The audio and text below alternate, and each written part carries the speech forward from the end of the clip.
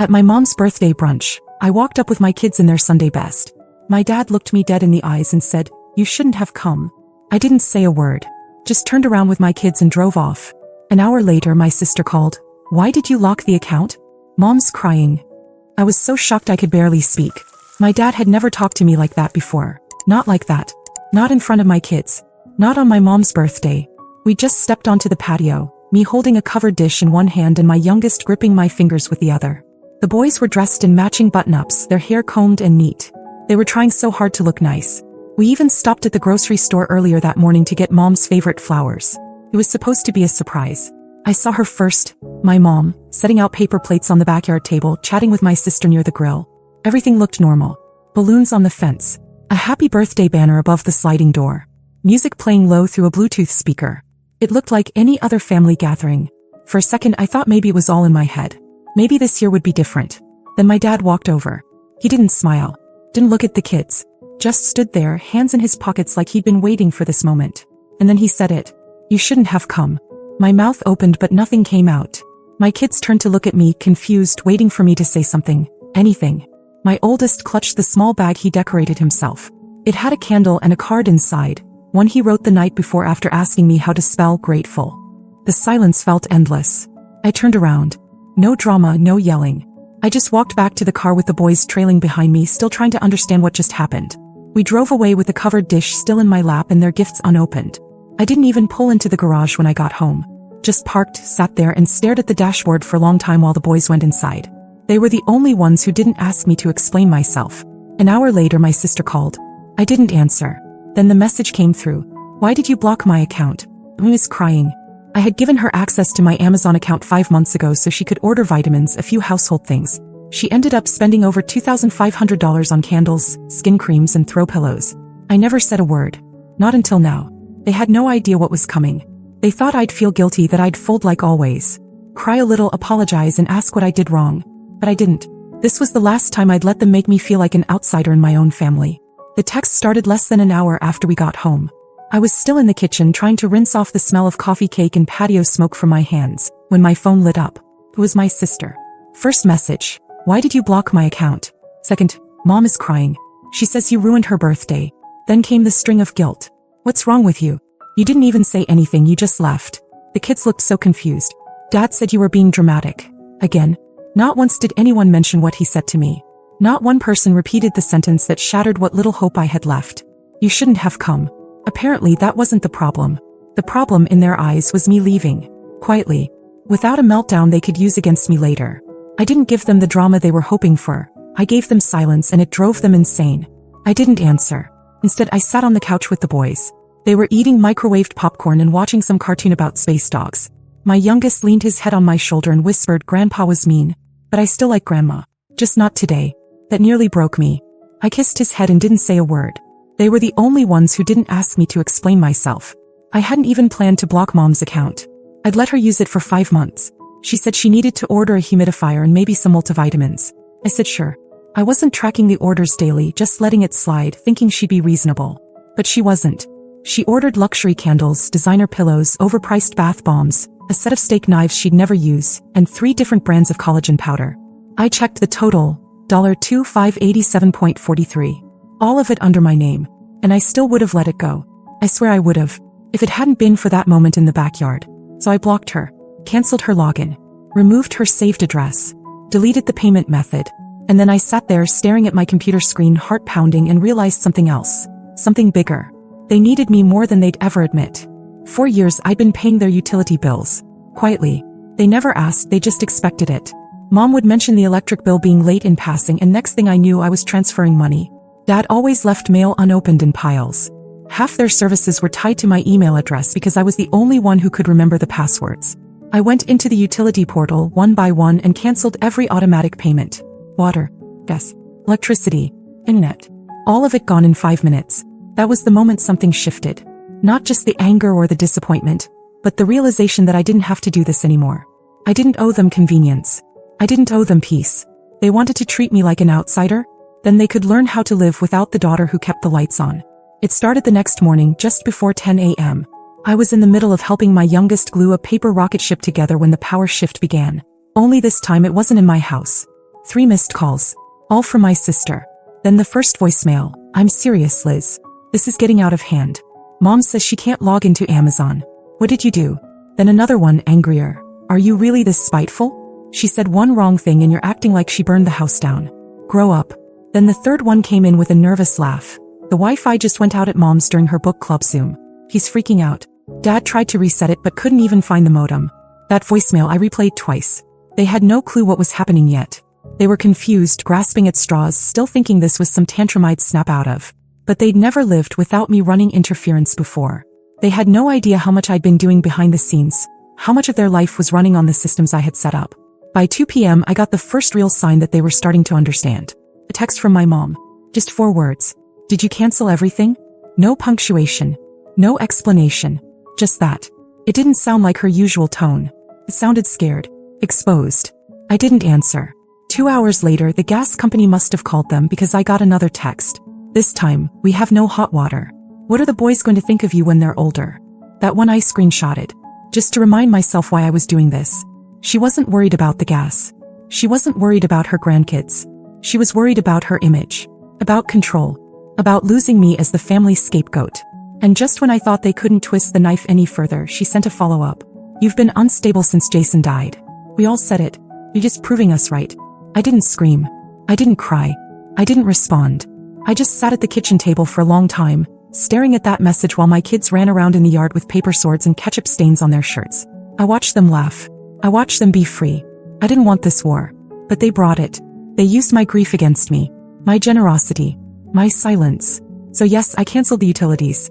Yes, I blocked the Amazon access. Yes, I made sure their email inboxes would be full of payment reminders they didn't know how to handle. Because for once, they were going to sit in the discomfort they'd made me live in for years. And I wasn't finished yet. By the 3rd day, the storm fully hit. My sister left me 3 voicemails in the span of 20 minutes. I didn't listen to them at first. I was busy helping my oldest bake cookies for a school fundraiser. He insisted on chocolate chip, no nuts, because Grandpa always picked out the nuts anyway. He laughed when he said it, but I could tell he knew something had shifted. Even he didn't ask about seeing them again. Around 5 p.m. the house phone rang. No one ever uses that number except telemarketers in the bank. But this time it was a number from Mom and Dad's neighborhood. I let it go to voicemail. 30 seconds later, a new message popped up. I played it on speaker thinking it would be more begging. More fake tears. It wasn't. It was Mr. Carlson, Dad's next-door neighbor. He sounded rattled.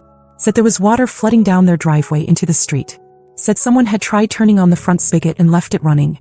Apparently, the pipes cracked when the gas went off and the water heater shut down. The whole crawl space was soaked. I sat down at the table and listened again. That was the moment I realized something strange. Dad hadn't called me himself. Not once. Mom and my sister were running around panicking, but he was silent. He hadn't even tried to text me. I checked my email out of curiosity. One new message from the electric company. The payment method on file had been declined twice. Service was pending disconnection in 24 hours. It would be so easy to fix. One click. But I didn't. Instead, I opened a private folder I'd kept on my laptop for years. Screenshots. Messages. Notes I'd taken after every holiday blow-up. Every time they called me dramatic. Every time my mom talked down to me in front of the boys. Every time they made me feel like I was nothing more than the widow with baggage. I wasn't planning to use it. Until my sister sent one final message that night. You know he's sick, right? He has an appointment next week for a scan. But I guess you don't care about that. That stopped me. I didn't know. No one told me. I stared at the message for a long time, unsure if it was true or just another manipulation. But something in me cracked just slightly. So I did something I hadn't done in a long time. I called my dad. It rang 5 times, then clicked over to voicemail. I was about to hang up when someone picked up. But it wasn't him. It was my mom. She sounded calm. Too calm. We were waiting for you to break, she said. And here you are. Then she hung up. That's when it hit me. They weren't panicking because they were falling apart. They were panicking because they realized they couldn't control me anymore. And now they were trying a new tactic. But it was too late. They'd mistaken my silence for weakness. They forgot silence can also mean planning. And I had plans. The morning after that call, I didn't get out of bed right away. The boys had poured themselves cereal and were watching cartoons quietly. They knew I needed the rest, and honestly I was grateful for the space. I just laid there staring at the ceiling thinking about everything. About Jason. About how he used to say, you don't owe people peace if they keep burning your house down. I finally understood what he meant. By noon, Mom and my sister had switched tactics again. This time it was sympathy. Mom sent a long message saying how tired she was. How hard life had been since I shut her out. How Dad wasn't doing well. Then came a photo. Dad sitting on their porch with a blanket over his knees, staring off like he was 1 foot in the grave. Maybe it would have worked 2 weeks ago. Maybe I would have driven over, cried, begged for peace. But not now. Instead, I did something I should have done years ago. I called the utility companies and had everything fully transferred out of my name. No partial holds, no pending balances. Everything gone. I told the rep to remove my email and phone number from every account. It was oddly satisfying spelling out my mom's full name and saying, she'll need to set up a new account herself. Then I logged into the Amazon account one last time, printed the receipts for all her orders and dropped them into a manila envelope. No note. No explanation. I drove to their house and left it in the mailbox. As I pulled away, I saw the curtain move. That night, my sister tried again. You really don't care, huh? She wrote. You'd let your own father die just to prove a point. I hope you feel powerful now. I didn't respond, because I knew something she didn't. The boys and I had been invited to stay with one of Jason's army buddies and his wife for the weekend. They lived 3 hours away in a quiet town with a lake. The kids were already packing swimsuits and board games. I needed to be around people who knew what kindness looked like. People who didn't see my grief as a weakness. People who didn't treat my usefulness like a subscription service. I turned off my phone. We left early the next morning. As we drove out of town, my youngest looked out the window and asked, Mom, are we not going back to Grandma's house anymore? I told him no. He nodded. Good. She didn't even smile at my card. It hurt, but it also felt like closure. That was the last time I heard from any of them. It's been 4 months. No calls. No texts. Nothing from my mom, my sister, or my dad. Just pure empty silence. At first I thought it would hurt more. That I'd miss them. That I'd feel guilt clawing at me in the quiet moments, after the boys went to bed, when the dishes were done and the house was still. But I didn't. The silence felt clean. What surprised me though was who did reach out. 2 weeks ago I got a message from an unknown number. Just a single sentence. You were right to walk away. No name, no details. Just that. I stared at it for almost an hour before replying, who is this? No answer. The next morning I checked the envelope I dropped at their house. The one with all of Mom's purchases. I remembered slipping one receipt inside that didn't belong to her. A $46 charge for something my sister ordered months ago. Some online seminar on navigating narcissistic parents. I never asked her about it. I never mentioned I saw it. Now I wonder if she was the one who sent that message. A week after that, I got a letter in the mail. No return address. Inside was a photo of Jason, one I'd never seen. He was sitting on a bench overseas, sun in his face, smiling with a can of soda in his hand. Taped to the back was a note in tiny handwriting. He always said you were the strongest one. You just didn't believe it yet. I still don't know who sent it. Maybe one of the guys from his unit. Maybe someone who heard what happened. But it landed in my mailbox like a full stop at the end of a sentence I'd been trying to finish for years. As for my parents, I don't know if their lights ever got turned back on. I don't know if they found someone else to fix things for them. I don't know if Dad ever got that scan, or if Mom ever figured out how to order her vitamins without me. And I'm done wondering. What I do know is this. I'm no longer in the group text. I'm no longer the backup plan. I'm no longer the one who gets called when everything collapses. And I've never felt more at peace. The boys and I are good. We laugh more. We sleep better. We don't walk on eggshells anymore. And someday I'll tell them the whole story, not to turn them against their family, but to show them what it looks like to finally choose yourself. Because the only thing more powerful than revenge is walking away so far, they can't even find you to beg anymore. And I'm already gone. The first update 8 days after the letter with Jason's photo showed up, I thought maybe everything had finally settled.